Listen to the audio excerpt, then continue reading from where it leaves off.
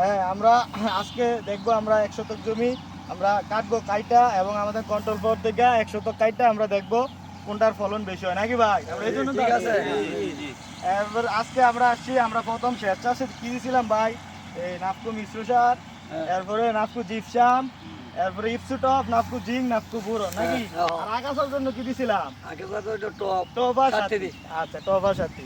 আমরা অধিক কুশি এবং অধিক কুশির জন্য কি দিছিলাম? মেনসার, মাইক্রোটিওল, মেনসার, লিটুসেন নাকি? হ্যাঁ। আর পোকার জন্য কি ব্যবহার করছিলেন?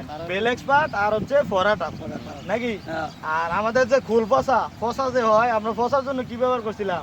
এপিক এপিক্স নাকি? জি। আচ্ছা, তো আমরা সর্বশেষ আমাদের মাকুশি বা কাস্তুর অবস্থায় আমরা কিন্তু ধান চকচকে হওয়ার জন্য হওয়ার জন্য একটা ওষুধ ব্যবহার করছিলাম। এর নাম কি? সেলটিমা ব্যবহার করছিলাম, ঠিক আছে না? আমরা সেলটিমা এটা তো কয়বার দিছিলাম? দুইবার। মাকুশি কাস্তুর অবস্থায় একবার, এর 10 দিন পর একবার। হ্যাঁ নাকি? হ্যাঁ। এখন আমরা তো দুইটার থেকে দুইটা আমরা কাটলাম। ভাই আপনার বড় ভাই, আপনার হাতে কিন্তু আমাদের কন্ট্রোল পটের একটা ইয়ে আছে, হ্যাঁ? আর আমাদের কৃষকের হাতে আছে হচ্ছে আমাদের স্যামকোনাফকো কোম্পানির। এখন আমরা দুইটার মধ্যে ভাই দেখেন তো এটার খড়গুলা মোটা কিনা? মোটা কিনা? মোটা না, এটা দেখেন, এটা কিরকম? এটা চিকন।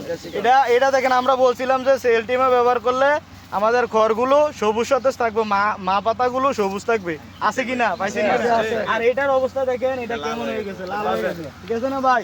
তাহলে আপনারা আমাদের সাথে থাকবেন, আমরা দুইটা জমি কর্তন করব এবং ফলন দেখবো নাকি? সবাই থাকবেন তো? শ্যাম্পুর সাথে সবাই থাকবেন। ধন্যবাদ। ঠিক আছে।